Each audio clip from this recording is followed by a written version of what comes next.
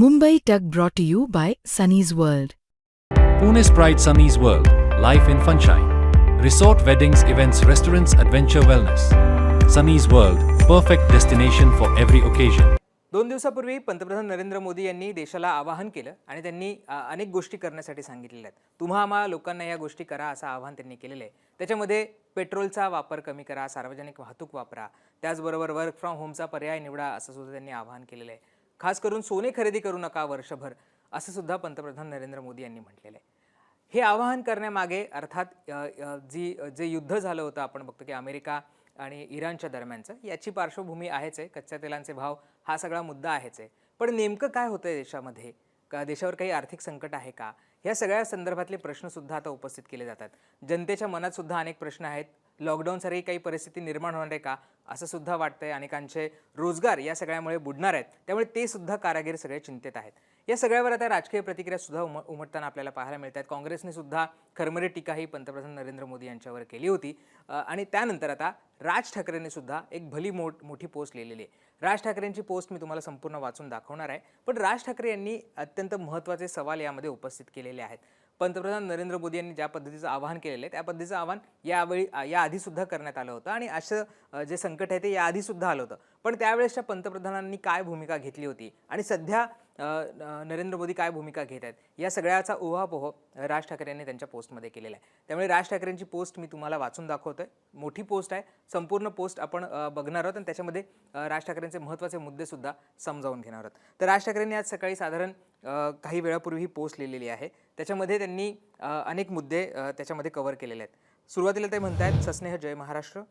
पंतप्रधान श्री नरेंद्र मोदींनी 2 दिवसापूर्वी तमाम भारतीयांना काटकसर करण्याचं आवाहन केलं. सोनं खरेदी कमी करा किंवा जवळपास थांबवाच. परदेशात गरज नसेल तर जाऊ नका. पेट्रोल डिझेलचा वापर कमी करा. विजेवर चालणाऱ्या गाड्या जास्त वापरा. वर्क फ्रॉम होमचा पर्याय स्वीकारा, इत्यादी इत्यादी. हे सगळं का, तर सोनं, पेट्रोल, डिझेल हे आयात करावं लागतं आणि त्यात विदेशी गंगाजळी मोठ्या प्रमाणावर खर्च होते आणि सध्या इराण युद्धामुळे खनिज तेलाचे भाव प्रचंड वाढलेत. बरं, मग स्वतः पंतप्रधान आणि त्यांचे सगळे सहकारी देशभर काही शे गाड्यांचा ताफा घेऊन मिरवणुका काढत आहेत, स्वतःवर फुलं उधळून घेत आहेत. त्याचं काय करणार आहात आपण? आमच्याकडून चूक झाली त्याबद्दल दिलगिरी व्यक्त करून यापुढे माझ्यासकट कोणीही काहीही असं करणार नाही असं सांगणार आहात का? चुका तुमच्या आणि त्याचा भुर्दंड जनतेला का? सध्या खनिज तेलाचा आंतरराष्ट्रीय बाजारातील भाव हा साधारणपणे $90 ते $100 प्रति बॅरल असा आहे. हा भाव जगाने याआधी कधी पाहिला नाही असं नाही आहे. 2008ला पुढे 2011, 2012 यामध्ये अरब स्प्रिंगच्या वेळेस 2013-2014च्या काळात जेव्हा कंसात त्यांनी लिहिले, जेव्हा भाजपवाले खनिज तेलाची किंमत आणि देशाची इब्रत यावर तावातावाने बोलत होते तो काळ. पुढे अशीच परिस्थिती 2022 आणि 2023च्या दरम्यान जेव्हा ओपेकने खनिज तेलाचं उत्पादन कमी करण्याचा निर्णय घेतला तेव्हा देखील बॅरलचा भाव $90 ते $100च्या दरम्यान गेला होता. या घटनांपैकी 3 ते 4 वेळा मनमोहन सिंग पंतप्रधान होते आणि एकदा तर स्वतः मोदी पंतप्रधान होते. मनमोहन सिंगांनी असं आवाहन केलं नाही की तेव्हा मोदींनी केलं नाही. मग आत्ताच का? काटकसर करा हे आवाहन करताना खरं कारण देशाच्या आणि राज्यांच्या अर्थव्यवस्थेचं जे काही कंबरडं मोडून ठेवलं आहे त्याबद्दल पंतप्रधान काहीच बोलत नाही आहेत. बरं, जेव्हा बॅरलचा भाव $60 ते $65च्या आसपास होता तेव्हा पण तुम्ही चढ्या भावाने आम्हाला पेट्रोल डिझेल विकत होतात. त्यावेळेस जे पैसे लोकांकडून घेतले, जे काही लाख कोटी रुपये असतील ते कुठे गेले? त्याचं काय झालं? ज्या रेवडी संस्कृतीची पंतप्रधानांनी खिल्ली उडवली त्याच रेवड्या मग 2024ची महाराष्ट्र विधानसभेची निवडणूक असो की त्यानंतरच्या बिहार, पश्चिम बंगाल निवडणुका असोत की इतर कुठल्याही निवडणुका रेवड्या वाटूनच निवडणुका जिंकल्यात. महाराष्ट्रात लाडकी बहीण योजनेने राज्याची अर्थव्यवस्था मोडकळीला आणली आहे. महिलांना सक्षम करायचं सोडून त्यांना तुटपुंजे पैसे द्यायचे आणि ते पैसे महागाईच्या रूपाने पुन्हा काढून घ्यायचे. देशाची आणि राज्याची अर्थव्यवस्था जर नाजूक झाली आहे तर या रेवड्या वाटू नका असं पंतप्रधान ठामपणे सांगणार आहेत का? पेट्रोल डिझेलच्या वापरात काटकसर करा असं पंतप्रधान सांगतात, ठीक आहे. मग हे आत्ताच का सुचलं? पश्चिम बंगाल, आसाम, तामिळनाडू, केरळ आणि इतर राज्यांच्या निवडणुकीत प्रचार, रोड शो करताना आणि देशभरातून लाखो माणसं त्या राज्यात नेताना जे कोट्यावधी लिटर पेट्रोल डिझेल वाया गेलं तेव्हा का नाही सुचलं? या राज्यांमध्ये जो अफाट पैशाचा खेळ करून मतदान मिळवलं तेव्हा का नाही सुचलं? लोकांनी परदेशात जाणं टाळावं असं पंतप्रधान म्हणतात, पण किती टक्के लोकांना परदेशात जाणं आत्ता परवडतंय? ज्या वर्गाला परवडू शकतो त्यांना पुढच्या महिन्यात आपली कंपनी आपल्याला कामावर ठेवेल का याची खात्री नाही. विद्यार्थ्यांना परदेशात शिकायला जावंसं वाटतं, कारण गेल्या 10 ते 11 वर्षात आपण शिक्षणात फार मूलभूत गुंतवणूक पण केली नाही. भारतात राहावं असं वाटावं असं वातावरण पण निर्माण केलं नाही. शिक्षणात फक्त हिंदी कशी लादता येईल याकडे सगळं लक्ष लागलेलं. गेले काही महिने विदेशी गुंतवणूकदार भारतीय शेअर बाजारातून अंग काढून घेत आहेत. एक अंदाज असा आहे, जवळपास 1.5 लाख करोड रुपये गेल्या 3 महिन्यात विदेशी गुंतवणूकदारांनी काढून घेतलेत. भारतात विदेशी गुंतवणूक होत नाहीये. पंतप्रधान आणि त्यांचे मुख्यमंत्री फक्त गुंतवणुकीचे करार करतात. त्यासाठी थंड हवेच्या देशात जातात. बरं, तिथे जाऊन भारतीय कंपन्यांसोबत करार करायचे, मग त्यासाठी स्वित्झर्लंडला का जायचं? स्वतः पंतप्रधान आता 15 मे पासून 5 देशांच्या परदेश दौऱ्यावर निघालेत. हे दौरे तुम्ही थांबवा आणि मग लोकांना आवाहन करा. लाल बहादूर शास्त्रींनी पाकिस्तान युद्धाच्या वेळेस असंच आवाहन केलं होतं, पण त्यात त्यांनी स्वतः ते कृतीत उतरवलं होतं. अशी कृती स्वतः पंतप्रधान करतील का आणि त्यांच्या पक्षाच्या लोकांकडून करून घेतील का? हे केलं तर देश पण करेल. आणि तसाही पर्याय काय आहे?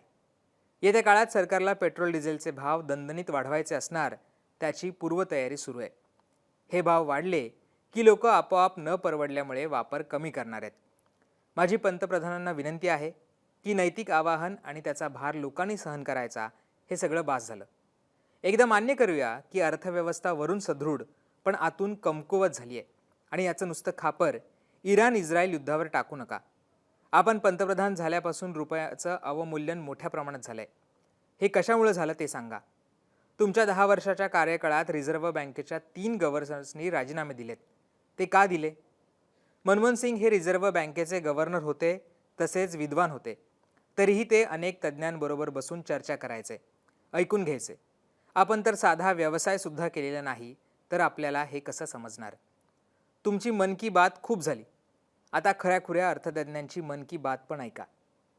तुम्ही सांगा, तुम्ही काय पावलं उचलणार आहात हे जनतेला सांगा, संसदेला सांगा. तसंही हवं तेव्हा विशेष अधिवेशन घेण्याची प्रथा पडलीच आहे. त्यामुळे संसदेचं विशेष अधिवेशन घेऊन ही परिस्थिती का आली यावर सगळ्यांना उत्तर द्या. तुमच्या अनेक भूमिकांना आमचा विरोध होता आणि आहे.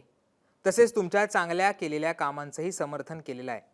परंतु आजच्या परिस्थितीत आमच्यासकट कोणीही तुमचे विरोधक नाही अथवा शत्रू नाही. असला अकरास्तळेपणा आमच्यात नाही. पण म्हणून प्रश्न विचारायचे नाहीत असं होणार नाही, ते आम्ही विचारणार.